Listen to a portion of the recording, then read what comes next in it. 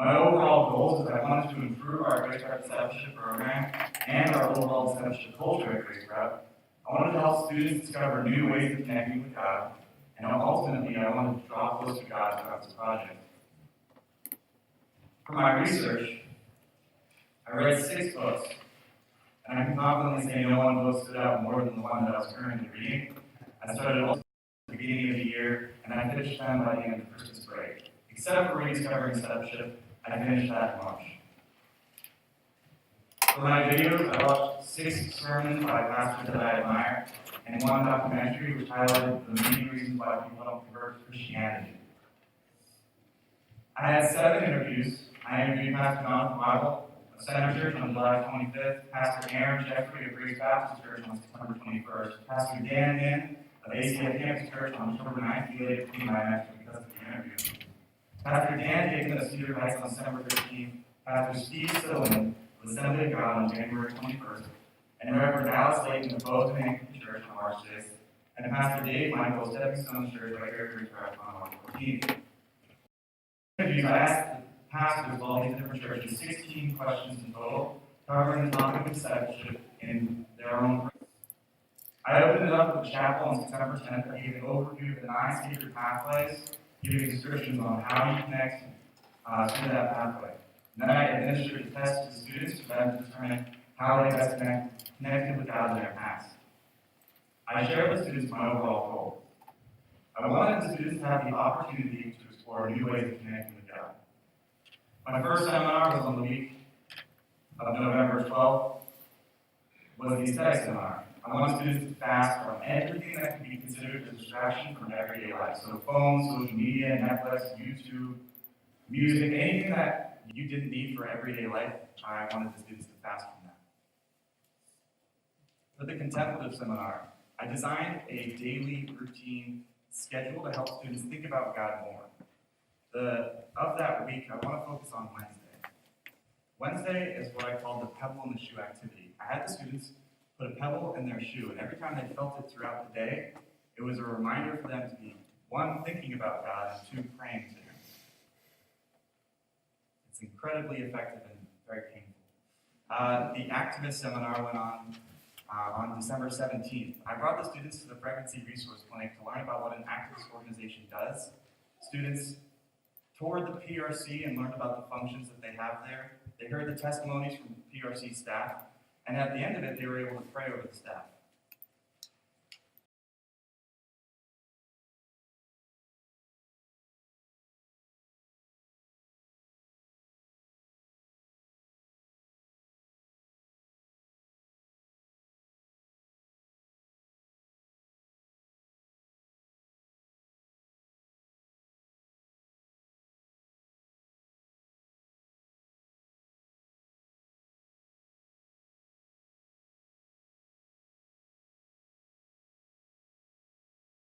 Worship music playing.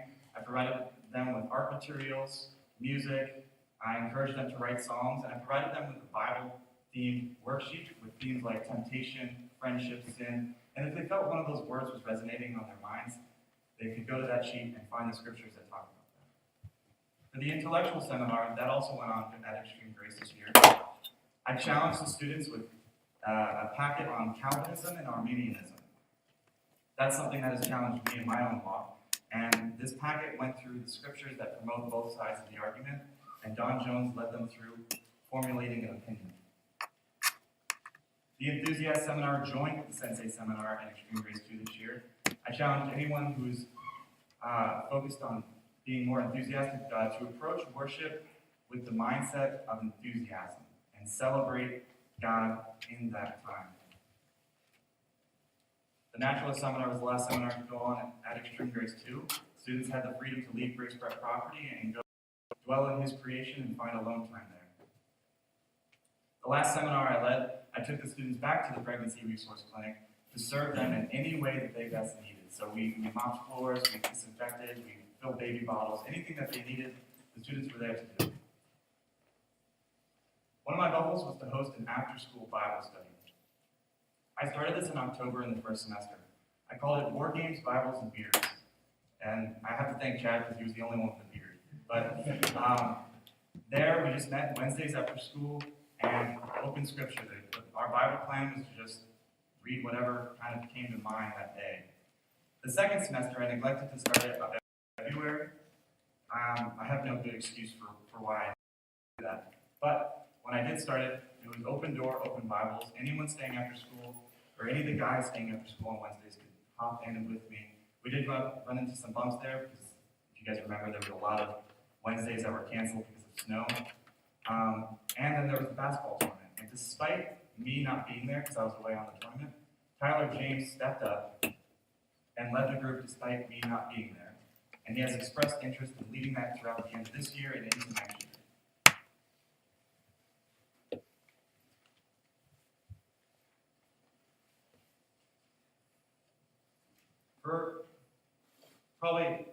This is the biggest aspect of my project was reevaluating our Grace Prep Discipleship Program. And the first bubble I want to focus in on is journaling. For this bubble, Riley Redmond and I led an all-school seminar on November 2nd discussing how to journal and why we journal. And from that point on, in Bible class, students now have the opportunity for 5 minutes to journal before their Bible class. I sent out a Google form on February 8th for students to just reevaluate if students were, one, enjoying journaling, and two, if they were growing and journaling more outside of the classroom.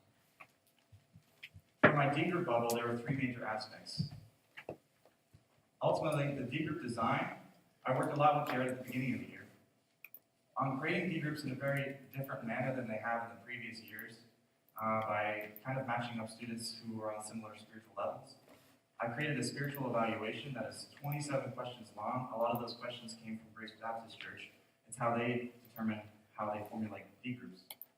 And those 27 questions give a very adept, essentially what they do is they help provide a description of what the students are at in their spiritual walk.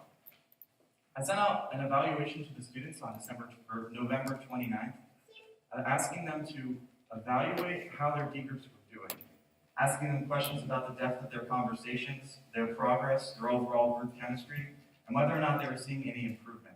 I then took those results and sent them back to the D group leaders so that they were all on the same page. I sent out another one of those evaluations on February 27th to track if there was any growth in our D groups. I sent an evaluation to the D group leaders on February 12th. What this did was just ask about D group's progress, if they're praying and reading scripture, and ultimately what can we do to improve D groups from an administrative point of view. The last thing I did for my D group bubble was class check-ins. In the month of March, I went to every class, freshman through senior, and talked to them about discipleship for 10 to 15 minutes. I wanted to hear students' opinions on D group. What can be improved, what needs to change, what do they want to see in their D group next year, and then I took some time to just encourage them in how they approach D group. From all of these evaluations, I learned that it is vitally important to protect the organic nature of our D groups, while we still provide them with starting points for conversation. So that means if you throw curriculum into the D groups that's mandatory, it will feel like work. But if you provide them with a starting point that is optional, it gets the conversation started, the deeper conversations. For my purity curriculum bubble, I had the opportunity, given to me by Bob Gresh, to work through his book and revamp it for the modern generation, Who Moved the Goalpost. So on December 19th, Riley Redmond, Zach Seckler, Carl Olaf, Andrew Summers, and I met with Bob and Wade Harris and discussed what it would look like if we revamped this book. What would it look like to make it more modern, more appealing to our generation? So after we had discussed a plan, from that point on, that's exactly what we did. We read through all 17 chapters and filled out Google Forms for what worked, what phrases or references were dated, what new cultural references could be applied to the book, and our overall thoughts and comments on the book. On January 12th, we met at Champs and turned all of that into Bob and discussed what we liked, what we thought needed changes, or what we thought needed to be changed. And I hope that we were a good help for you. I know there were a lot of ideas we discussed in those meetings, and I'd love to capitalize on them. For Extreme Grace 2 this year, I went to Don Jones, who was giving the teachings this year, encouraged him to use chapters 3 and 12 because I felt they were most applicable to where our student body was at that current time. For my 7 checkpoints bubble, I started out the year by reading the 7 checkpoints. It's a book written by Andy Stanley. He highlights the main themes of youth ministry. I wrote teachings for 6 of the 7 checkpoints. I didn't write one for moral boundaries. I felt the content in that was dated, and there were other books to pull the teachings from. And each teaching followed a specific strategy. Started it with scripture, my own personal testimony, a strategy to apply to our lives, a challenge to the students, and then discussion questions for them to follow up with. I used 242 as an outlet to teach on the 7 checkpoints. On December 12th, I taught on healthy friendships and what they look like. On January 23rd, I taught on authentic faith and how that looks in real life. And then I worked very closely with Andrew Summers on March 13th, developing his teaching on wise choices. For my curriculum bubble this year, I introduced the school to Alpha this year. If you're unfamiliar with Alpha, it is a film course that asks questions about life and faith. So I set that up as an elective and I ran it. My responsibilities there were to teach the students, lead them in conversation, foster reflection, and just keep it up and running. That ran from January through March. I also brought Solarium to the school. If you're unfamiliar with that, I highly encourage it. It's a very unique app that you can download onto your phone. It's a great conversation starter. What it does is it asks you 5 questions, and you answer each question with pictures. And what that does is it starts a conversation about faith very easily. And then, inspired by the sacred pathways, we do worship a little bit differently this year. We've done it in a couple of our worship chapels. We do it at 242, and we do it on Extreme Grace. Instead of just having worship and singing be the only option there, we have art supplies there. I always encourage people to write their own songs. And then there's the Bible-themed worksheet, which I talked about before, giving students the opportunity to read Scripture.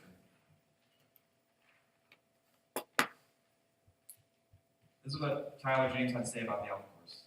The Alpha course had a big impact on me. One thing that stood out that they talked about was God's forgiveness. It made me realize that if God can forgive a murderer, then I can forgive other people's much smaller mistakes.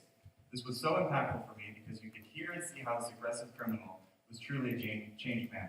What Alpha does is they take testimonies from people who have lived some really hard lives, and then they film it and they have them on the videos, and they're fantastic. For my empty bubble, I knew I wanted to teach because teaching is one of my passions, and I knew I wanted to teach on discipleship. So on March 11th, I taught on 8 principles that we can apply to our Grace Prep family to help promote a discipleship culture. Afterwards, I typed up a reflection or discussion questions for each of those 8 principles that D group leaders could then use with their D group to carry on the conversation that started with the Monday chapel into Wednesday.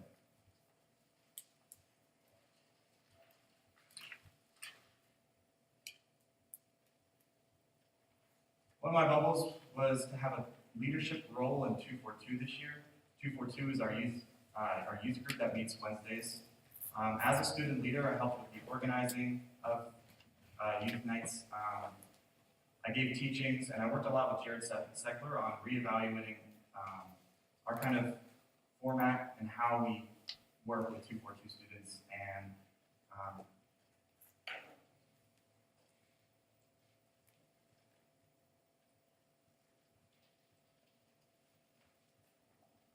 our worship at 242 has changed a little bit as well. We also now have art supplies, and I encourage students to always write psalms. I find that a great way to worship. That's just how we do worship at 242 now. And then I use 242 as an outlet for speaking on the 7 checkpoints. I had a lot to do with the 242 retreat this year that went on the week of November 9th. I helped with the planning, organizing, and executing of our 242 retreat. At the 242 retreat, I taught on the sacred pathways again. I gave an overview of the 9 different sacred pathways. And then the students had the opportunity to explore those different ways to connect with God.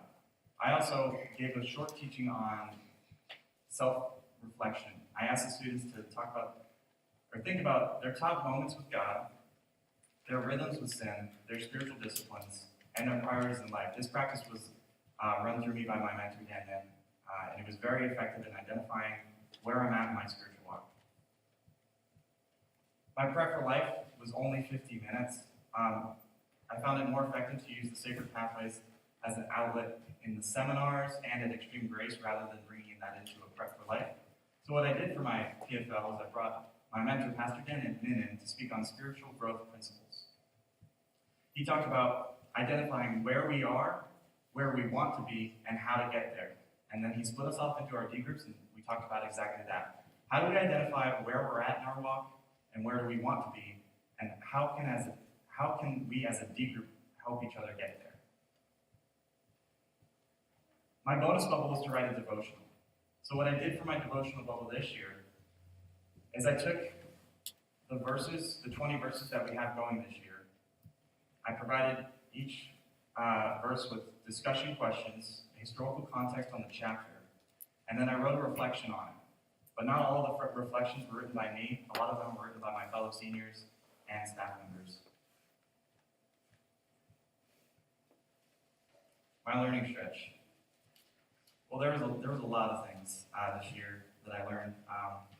Communication was a huge one, and there was multiple aspects of that. Not only communicating to contacts through email, but also how do I communicate what I have in here out here.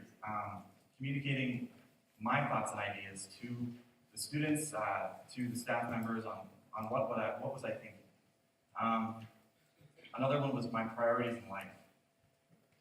At the beginning of this year, I can confidently say that God was not at the center or at the top of my priority list, and way too often I think my family was pushed too far down the list, and different things that shouldn't be at the top of my list were. And I want to go back to what I said at the beginning. Discipleship is no mere pastime. It is the greatest commission. For me, I knew this project would push me in a lot of different areas.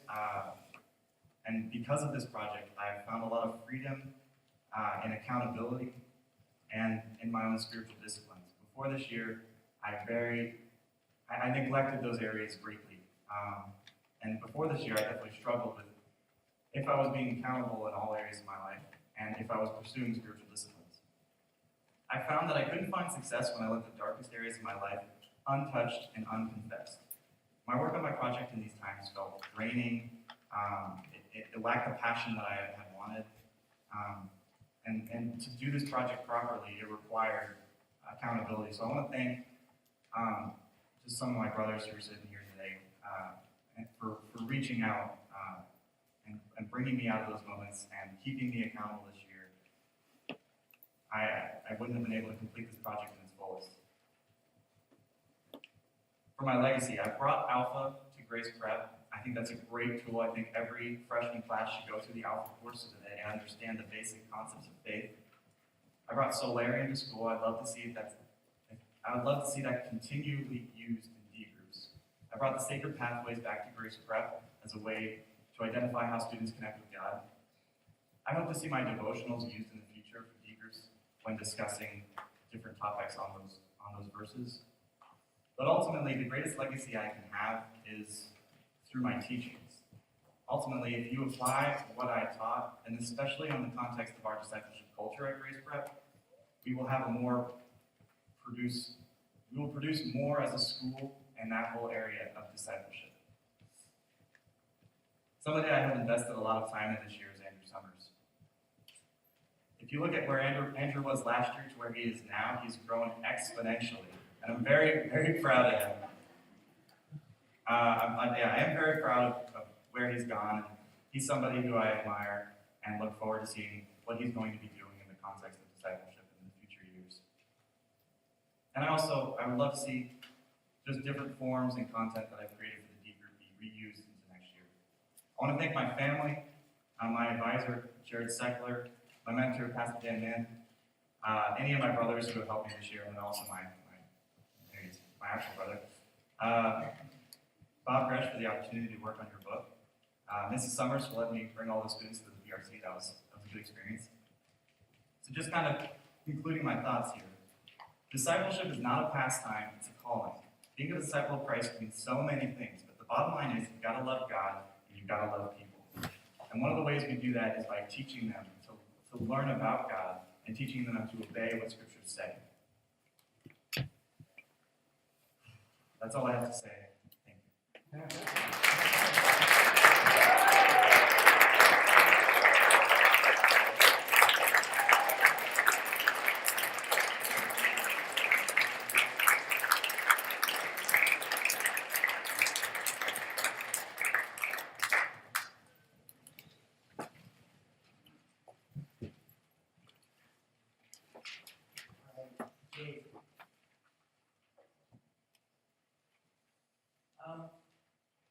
I kind of got to see this on the peripheral and get pulled in, and so I was always intrigued by this project.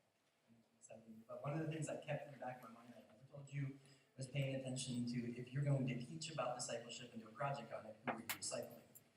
And so to know that there are people like Tyler and Andrew who you are investing your lives in made me really, my heart jump for joy. Because you're modeling it, not just learning about it. I like that.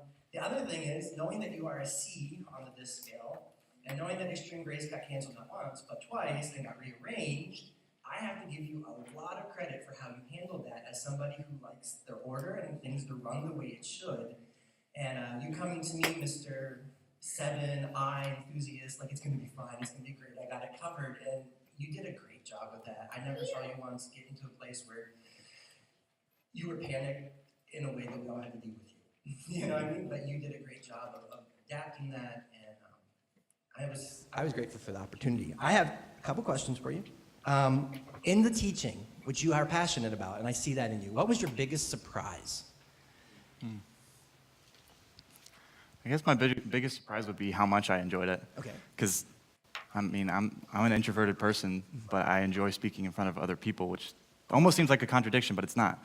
I would say, yeah, that was my biggest surprise. I didn't think I would enjoy that aspect of the project as much as I did. Okay. And my other question is, you talked about reevaluating a lot. Mm-hmm. And I like that. My question is, in your assessment of it, when you went to the people who you were talking to reevaluate, Mm-hmm. many of them are programs that they've put in place themselves or had a lot to do with. Mm-hmm. How did you feel they reacted to the fact that you wanted to reevaluate them? Well, I don't think I necessarily used the term reevaluate when talking to them. I don't think that would have been a productful word or produceful word. It was more of just like kind of, I don't think there was any issues there. I don't remember there being any problems. If I did, then. The whole discipleship culture here at the school and stuff like that. My question was, how did he feel those reactions were when he brought that up to?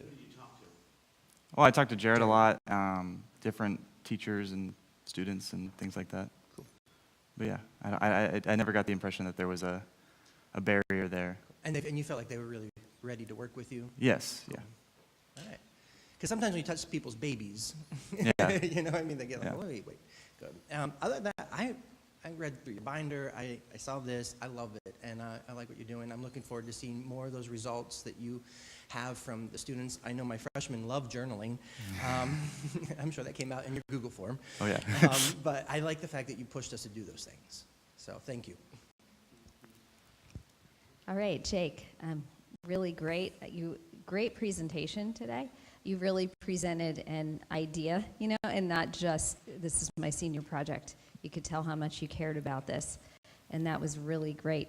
Reading your portfolio, I also could tell that your research was very thorough, and you really enjoyed the research part of it, which was great to see. One thing in your portfolio I would have liked to have seen a little bit more was you talked to all those pastors, and I was able to find out a little bit more about what you found out today in your presentation. But when I read your binder, I couldn't get a lot of detail there, and I was kind of intrigued by it, so I would have liked to have seen a little bit more. Your organization of all of those seminars for all of the students, just all of the organizing tasks that you had to do throughout this year. I don't think it can be overestimated how much work you did there. You added a lot of positive elements to the spiritual climate to the school. I don't think anyone can deny that at all, because you really cared about it. I also love the involvement of the underclassmen that I constantly saw you doing all throughout the year. You even accomplished your bonus bubble, and so that was very impressive. So another thing in the binder that I thought was so interesting, when I was reading your journals, you said something like, when I'm working hard on my project, I notice that it helps me in other areas of my life, that it helps me. Can you talk about that a little bit? Yeah. Okay. I mean, the project is discipleship, so there are aspects of that you need to be doing, that I needed to be doing in my personal life. So spiritual disciplines, such as praying more, reading scripture more, different things like that. I felt if I worked harder on the project and on those spiritual disciplines, I saw more of that work ethic carry into different areas of my life.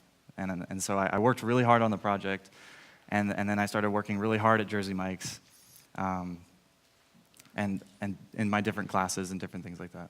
Okay, that was just really cool, because you would think it would be the opposite. You have to work so hard on your project, and so you wouldn't have any energy to do these other things.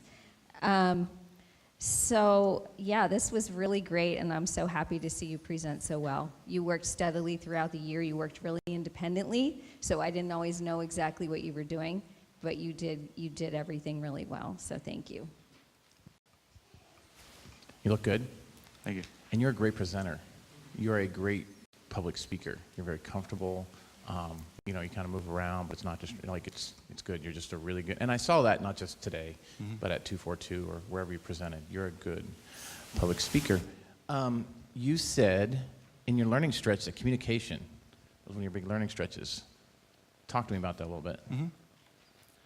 Communication between, because I have a lot of thoughts, and they all come at once, and so kind of communicating to people, that's what I'm thinking, was sometimes difficult. And then there was also the communication aspect of teaching, making sure that I was articulating everything that I wanted to, and getting the point across, and making sure that I'm not excluding aspects, because what happened a lot was I would finish the teaching, and then I would be like, oh shoot, I totally forgot to mention this aspect of this.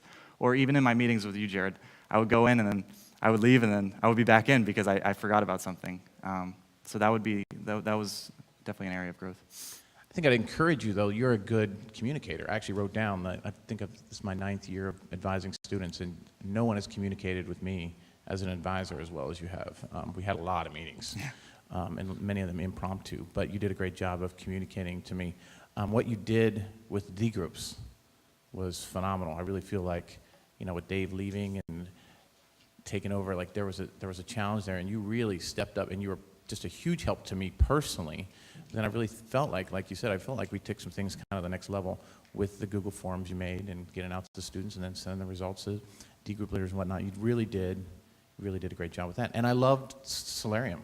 Like you found that. That's a great thing. So, and I think that all ties in. You worked well with me, and I appreciate that throughout D groups, throughout 242. You're a great leader at 242 and just communicating things we need to do. So. You did a good job. I'm required, I think, as a member of the panel, to say something negative. So I'll talk about your priorities. I think, as I look at your priorities, and specifically your March Madness bracket, where Michigan State upset Duke last night, so you're on track to win your 3rd Grace Prep March Madness poll in a row. They're obviously spending too much time on that. So you need to readjust that. Yes. Priority. I will lose next year. If you want to pass your project, you need to tell me how you do that. Okay. Okay. Yeah. He's won it 2 years, and he's in 2nd right now, on track to win again. So, what did you learn about yourself? You touched on this a little bit, but what's the number one thing you feel like you learned about yourself that you can take forward? I definitely need to be accountable. I need to have people, as Bob says, I need my knucklehead friends to whip me into shape. And I've definitely found those guys this year that I haven't had before. So one of the things I learned about myself is if I'm going to lead in any capacity, am I going to be a teacher, I need people who know everything about me to whip me into shape when I am messing up. And so I learned that about myself, that I can't do it on my own. I think I wrote this down. I'm not sure if I got exactly like you said it. Discipleship is no mere pastime. It is the greatest commission. I see that in you. I see your passion for that in yourself. I see your passion to then transfer that to others. I just see that in you. I'm extremely proud of you. You did a great job, not just in your presentation, just in this whole project. All right. Great job, Jake. Let's see here. You're well dressed. You're great. Your poise is. You have great poise. You're a great presenter. It's very easy to listen to you, and I was very impressed by how you methodically went through each objective and bubble.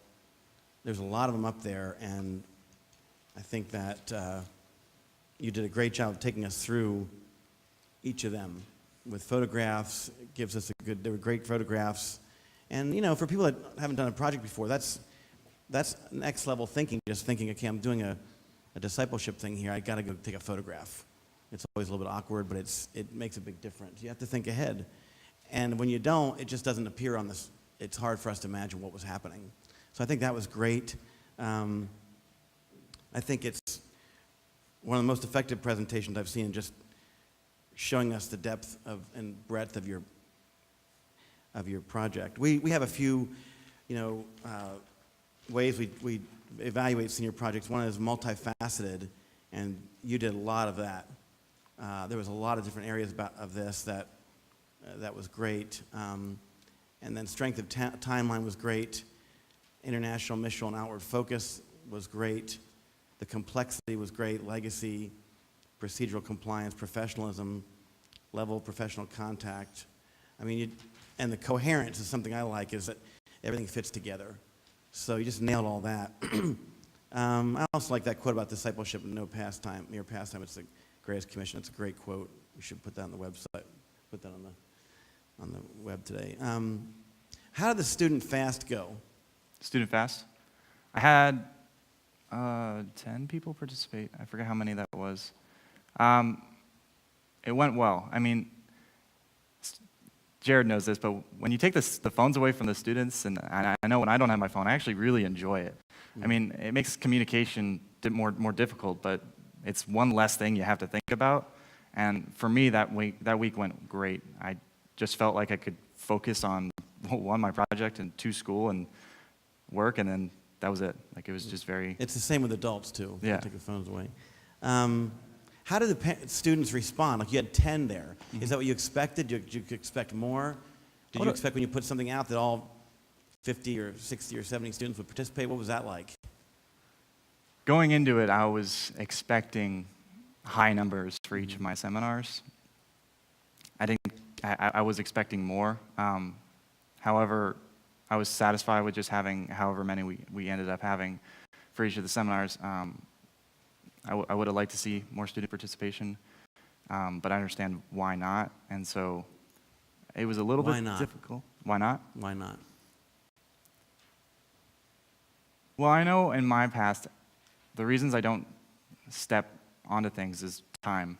You know, I don't have time for this or something like that. That would be my biggest reason for not doing something. I think there's a variety of reasons that students might have. One of the things you learn is the Pareto principle, which is 80% of the work gets done by 20% of the people. And if you take 10 or 12 kids, about 20% of our student body. And that's why I always encourage people to step in, like jump into things that are available, because the rest of the people that didn't participate missed out on something. They missed out on something. They had time to do it, because it actually gave them time back. But if you didn't participate, participate next time. It's good. One of the things you learn as a leader is that people don't participate, that it is 80-20. And what we want to do as a school is be in the 20 as much as possible, right? So, but that's a good lesson as a leader, because it's easy to get up there and think, I'm going to make this great presentation, and everybody's going to swarm at it, and then when you see it, it's 80-20 normally. So that's a good lesson to learn. One of the things I discourage kids from doing is spiritual projects, which might sound counterintuitive, but it's really hard to put that on yourself, to have to do spiritual things as a school project. It can be very counterproductive at times, because it can make your faith seem like a academic work. But we had more students than ever do it and more students than ever succeed in it. And this is an incredibly successful project. How did that affect you? Did that ever? Yeah, it did. There were times where I definitely felt like I was a major hypocrite. And, you know, I mentioned that, like, if I was not pursuing accountability, I definitely felt very hypocritical. Did you feel any pressure to be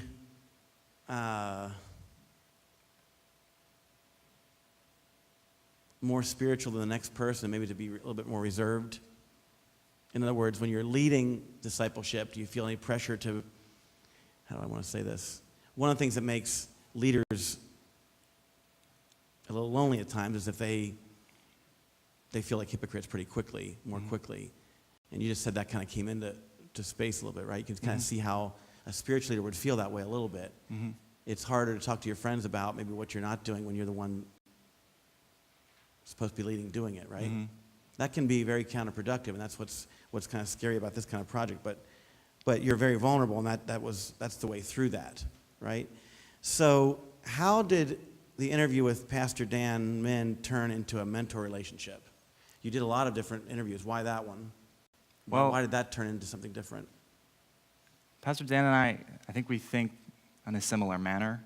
And after the interview, I was just like, yeah, this is definitely the guy I want to have as my mentor, because he's thorough, he's just very wise, so thank you. And now I attend ACF Church, and so he's my pastor, so I see him there. Okay. And did you ask him? Yeah, I asked him. And what he said yes. Yeah, he said yes. And how did that relationship look? What we did was we initially started meeting twice a month, and I would go over to CMA, and we would discuss overall what my monthly goal was, and then he would walk me through some of my own, like, I guess you could say, spiritual battles, or my highs and my lows, just asking me how my life was going and how my project was going.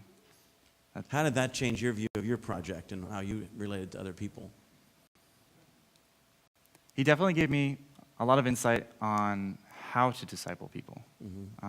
So that's an area where it would have definitely affected.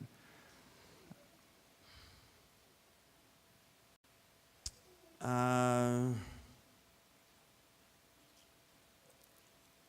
like the board game Bibles and Beards thing. I thought it was beers at first. I thought that would be 27 questions for Grace Baptist Church. Oh, I'm curious what they are. When you present something like that, one of the things is if you lay something out like that, people that don't know it, it's very fascinating. Well, in my mind, it's like, well, what are some of those questions? So what would some of those questions be? I mean, I read them in here, but Yeah. Some of the questions are evaluating what your depth is spiritual. So what do you think of Jesus? Okay. Like, what's your view of him? Asking questions like, are you a hypocrite? Okay. And then kind of evaluating what their response would be because of that. Because that's like, somebody asks you, are you a hypocrite? You're like, whoa, what do I say to that? So if anybody says no, do you put them in the? I don't Like, that's a hard question to not say no to, right? Yeah. Say, so are you a hypocrite? You say no. It's kind of. They said yes, just in a different way. They did. I said yes. Okay. Same thing with the Solarian app. I'm interested in what that looks like. It's. I asked Jared. You're uploading pictures. You're taking pictures of No. questions that. So you download the app, and it asks you 5 questions, like, how do you view God? What's your life with God right now look like? And then there's a list of 50 different pictures that are very symbolically influenced, and then you pick your answers as pictures. Interesting. Good. One of the things you did really well, is the way you answered questions. So sometimes when people come up and do something like they're going to evaluate something at Grace Prep, obviously those of us sitting here work at Grace Prep and we think that, we're trying to do a good job. We're open to input. That's, I think, what is good about the school, but we still are responsible for it. So I think Don's question was great. When I saw this coming up, I thought, are we going to get, is this going to be like nailing the discipleship groups, even though they might need to be nailed at times? How's it going to come across? And the way you answered that was very, I'm not going to say politically, I'm going to say very adept because it was not political, because it was the way you think, but to say you didn't put anybody back on their heels by saying, well, I just thought they weren't doing well, I could do a better job. You said, well, I don't think I really needed to, we just wanted to reevaluate them. And that is what a leader does, because it brings other people with them. Rather than saying, well, I wanted to make them better because there's a lot of areas they could improve on. We know that. There's always areas. But you didn't cast out some kind of a threatening thing there. So that was really impressive. That's a high-level answer there. I want to say that one of the things you said here also is, I find myself being frustrated with others when they didn't reciprocate. I also learned a great deal about people and how to go about disciplining them. Disciplining them? Discipling. Discipling them. Yeah. Okay, it says disciplining them. I thought, wow, I want to see what discipline was meted out here. That's discipling. Oh, I thought that was going to be a really interesting question. Because it says then I found myself being frustrated when they didn't reciprocate. So that would be reciprocate discipline. There's another thing here that when you read Ted Haggard's book, it says he brings up a fear that pastors have when empowering people. Mm-hmm. Tell me about that. It says we have to teach people in our small group to ask questions. I thought that was interesting. What did you learn about that? As a leader, it's your responsibility to promote open thinking. And I think the danger that some pastors might fall into is trying to keep their congregation all on the same page as far as what they believe in their theology and different things like that. So anything that goes outside that scares them a little bit, because then there might be some confrontations there. And so our responsibilities as a D group leader is to promote an environment where questions can be asked, and you're not afraid to ask harder questions. And I say the same for pastors. You need to be promoting an environment where people can ask questions that are tough, and then you have to be willing to answer those tougher questions. And finally, for me, I want to go over I'm redoing my book after 20 years. So the way that went down is I was reading it and trying to redo it and think I need help with this. And so those sessions were great with you and Zach, Andrew, and Carl. Riley, and Carl. Is Zach in there?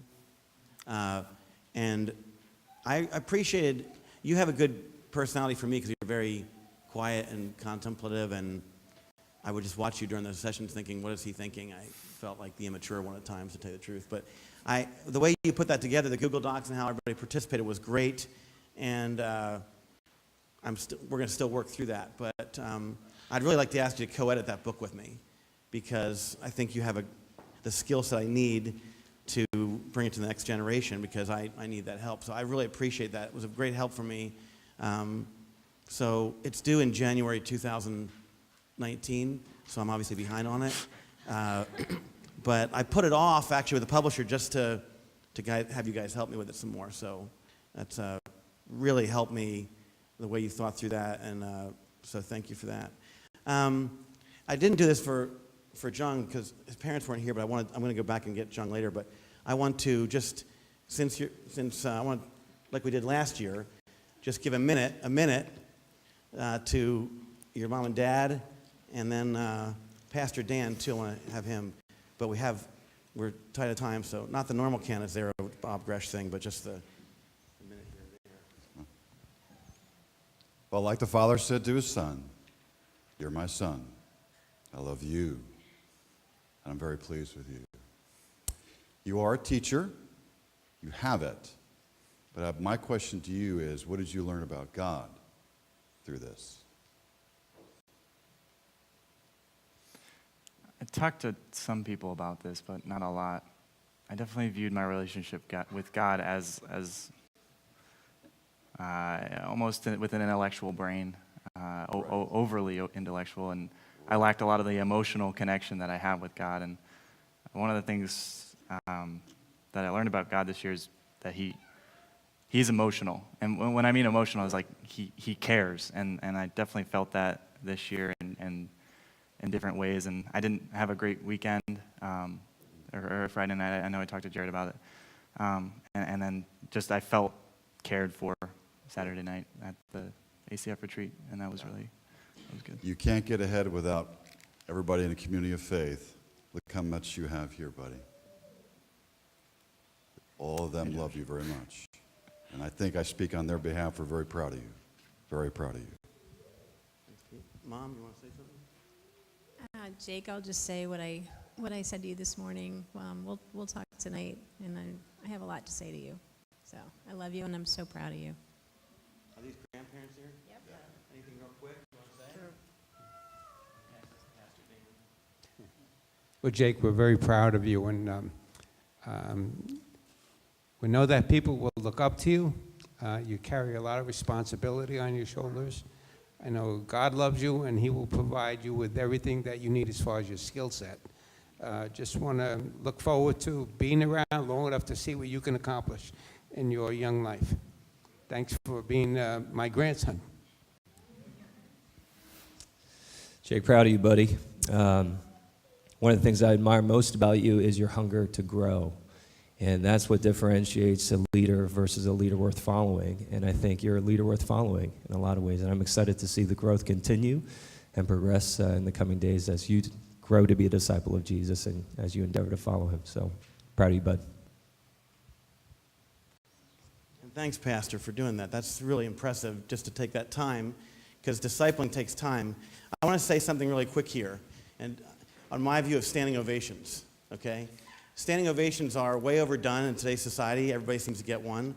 That means the standing ovations don't mean much anymore because they're always done. And I appreciate the tradition of standing ovations to the students. I appreciate you keep doing that. We don't do those here because there's very rarely a project that everybody's up there is doing a great job with the project generally, but I hesitate to do them because I think that it sends a large message, and I don't want to discourage other students when I don't do it. But then I think to myself, there is also a time when, it's not that everybody gets a blue ribbon, but there are times for blue ribbons. And so I will do this only a couple times this week, but for me, you're going to get a standing ovation from the staff, so I appreciate that. Good job.